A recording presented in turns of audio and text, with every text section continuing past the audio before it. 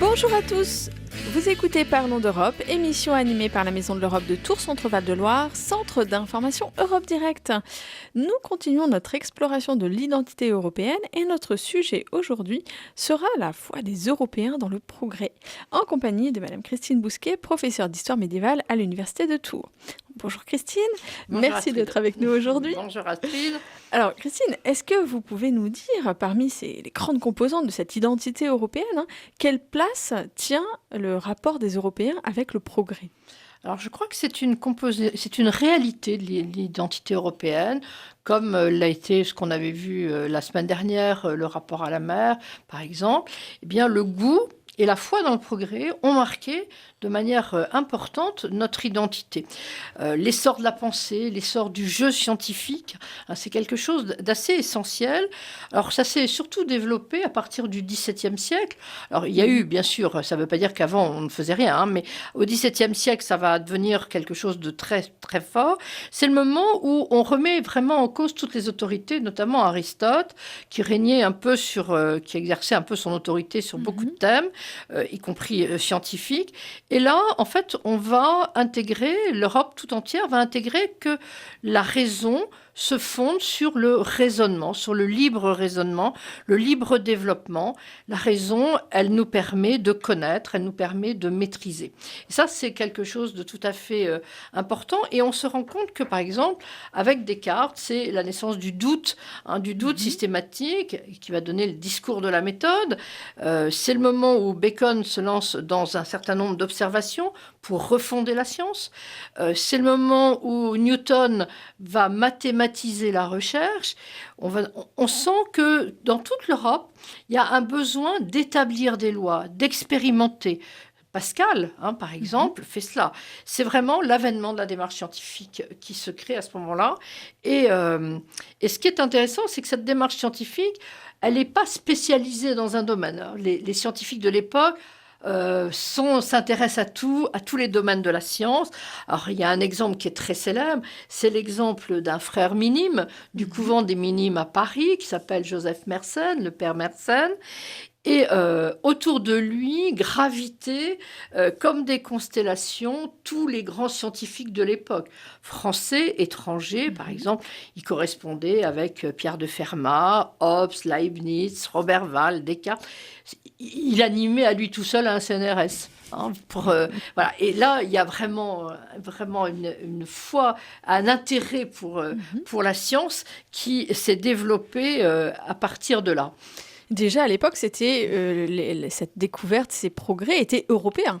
Oui, tout à fait. C'est européen.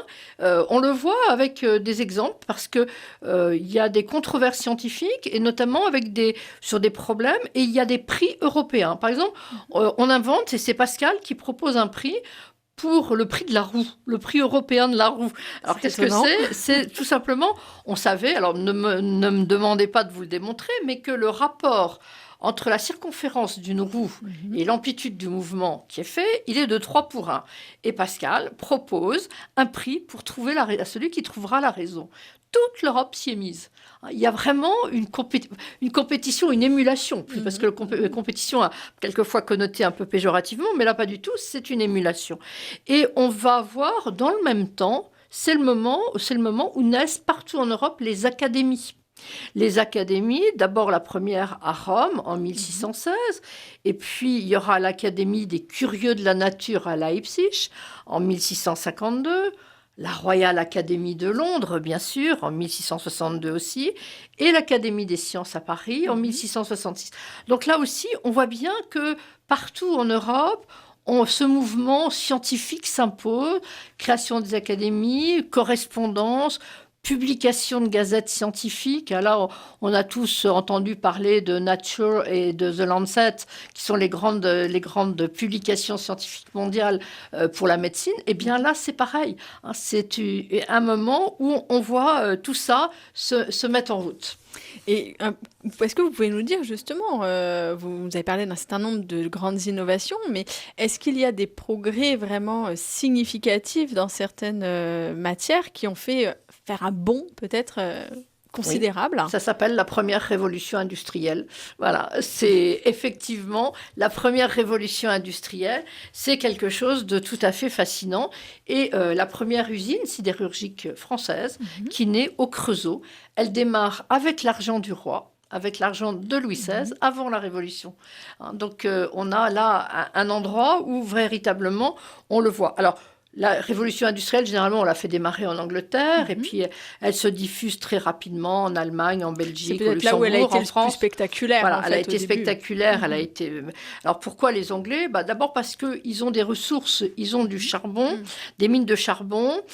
C'est une Angleterre qui est moins rurale, plus urbanisée, qui a donc une demande technique plus importante.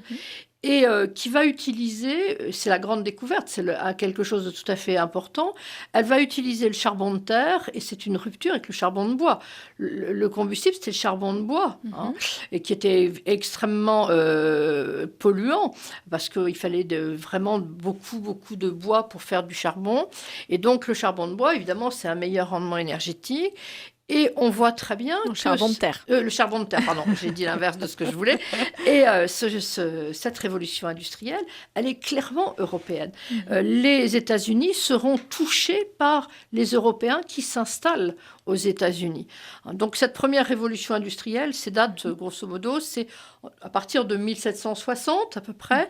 Et l'apogée, ça sera 1870. Là, il y a un siècle de révolution industrielle. Alors, évidemment, parmi les grands éléments, vous avez la machine à vapeur. La machine à vapeur qui est permise par le charbon et la métallurgie, avec donc la technique du fer puldé, qui est l'ancêtre de l'acier. On va faire des rails résistants, des locomotives. Et le dernier grand bâtiment de la première révolution industrielle, vous le connaissez tous, c'est la Tour Eiffel.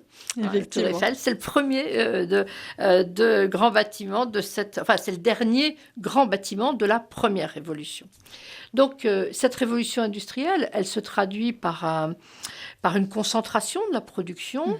Et par la naissance de classes ouvrières. C'est une transformation de la société. Donc une transformation de la société, notamment avec le développement de villes industrielles. Par exemple, Decazeville, c'est une usine qui donne naissance à une ville. C'est quelque chose de tout à fait important. Et d'ailleurs, c'est un grand rêve français à ce moment-là.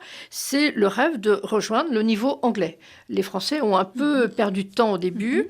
Et par exemple, Schneider va annoncer à la Chambre des députés qu'il a réussi à vendre des locomotives aux Anglais. Alors là, c'est quasiment la lune découverte pour les Français à ce moment-là. Tout n'est pas parfait. Par exemple, on sait qu'en 1912, la France construit à Saint-Nazaire son premier grand paquebot. Saint-Nazaire est toujours le lieu de construction des très grands paquebots. Mais en 1912, ça ne se passait pas forcément très bien. Et il y avait un problème de roulis et de tangage. Donc les bateaux bougeaient beaucoup. Et ce bateau a été refondu dans un chantier britannique pour vaincre le problème. Donc, vous avez à la fois la compétition, mais il y a aussi de l'entraide, de la solidarité. On travaille sur les mêmes problèmes en même temps. Et cette révolution industrielle, avant peut-être de voir même la société, c'est la naissance de très grandes multinationales. Dès 1830-40, Schneider, Krupp, Christophe ont des usines absolument partout en Europe. Vous avez également les expositions universelles qui nous font vivre ça. Alors Paris, Londres, Vienne sont des lieux d'exposition universelle. En 1852, c'est le bâtiment de verre et de fer, Crystal Palace. Et puis en 1867, c'est le Palais des Machines à Paris. Et c'est une révolution parce qu'on vend de la glace, on sait faire du froid. C'est quelque chose nous paraît aujourd'hui banal, basique. On n'a qu'à voir les enfants, quand ils arrivent devant un congélateur, ils savent très bien ce qu'il y a dedans. Tout à fait. Mais là, 1867, on sait faire du froid, on peut vendre des glaces. Et ça a un succès considérable. Il ne faut pas du tout imaginer que c'est quelques personnes. Non, il y a une foule de visiteurs dans les expositions plus de 20 millions de visiteurs. Il y avait plus de 8 millions en 6 mois. mois à En Paris. 6 mois. Bon, c'est déjà beaucoup. En C'est 6 mois, énorme. c'était plus qu'un an de Disneyland. Oui. Alors maintenant, les chiffres ont changé pour Disneyland, ouais. mais dans les premières années de Disneyland, c'était plus que Disneyland en un an. Ouais. Hein, c'est quand même assez fascinant, ça. Donc il y a vraiment... Et puis, par exemple, vous avez Jules Verne, hein, qui est Jules Verne, qui est le romancier de la Révolution industrielle. Alors vous m'avez posé une question, sur la Révolution sociale. C'est la naissance de la classe ouvrière, c'est la naissance des premières mesures sociales, hein, qui sont, par exemple, le développement d'un habitat. Ici, par exemple, on a la cité MAM, hein, qui est la volonté d'un certain nombre d'industriels d'offrir des maisons à peu près correctes à leurs ouvriers. Mais enfin, ça ne s'est pas fait d'un seul coup, ni partout en même temps. Dickens peut en témoigner, hein, bien sûr. Donc, ça a été un moment assez compliqué. Et aujourd'hui, où en sommes-nous ? Alors aujourd'hui, eh bien, nous avons peur. Pendant des siècles, la science a passionné les Européens. Aujourd'hui, nous avons peur de la science. Nous avons peur, on a l'impression qu'on est dépassé par la science, qu'on ne maîtrise pas les choses. C'est un peu dommage, sûrement. Alors, cela dit, on est toujours des peuples de scientifiques. Car regardez l'école mathématique française, hein, c'est quand même pas rien. Nous avons des ingénieurs, nous avons des ingénieurs qui sont produits partout en Europe. L'école centrale de Paris, elle a été créée pour former des ingénieurs au 19e siècle. Mais c'est vrai, on a un petit peu peur. Et il n'y a qu'à regarder d'ailleurs, c'est tout à fait d'actualité, le rapport des gens au vaccin. Hein, le vaccin qui est un élément qui scientifiquement est extrêmement performant. Faire des progrès énormes. Quand j'entends des gens qui disent non, je ne veux pas vacciner mes enfants, ça prouve qu'ils ne sont jamais sortis de chez eux, qu'ils n'ont jamais vu ce que c'était que des pays où on ne vaccine pas, où on n'a pas les moyens. C'est le doute cartésien qui revient. Et oui. Mais c'est un doute, qui n'est pas un doute scientifique. Non. Le doute cartésien était un doute scientifique. C'était de ne pas tenir pour acquis ce qu'on voyait, ce que l'on voit, mais l'expliquer, hein, voir l'origine, voir les raisons, voir le fonctionnement. C'est un doute scientifique, c'est pas un doute débile. Hein, pour dire les choses comme je les pense. Donc, mais c'est vrai qu'on a l'impression quand même que l'Europe a un peu raté la révolution technologique et du numérique. Alors, on est en retard. On a raté un certain nombre de choses. Mais la révolution, nous sommes à la 3e révolution, en fait, et peut-être même au début de la 4e.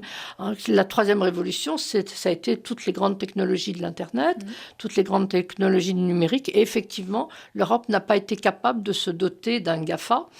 Nous n'avons pas de GAFA en Europe. Alors, il faut maintenant, il est de bon goût de critiquer les GAFA, peut-être, mais il faut surtout voir comment l'Europe peut rebondir et créer ses propres GAFA.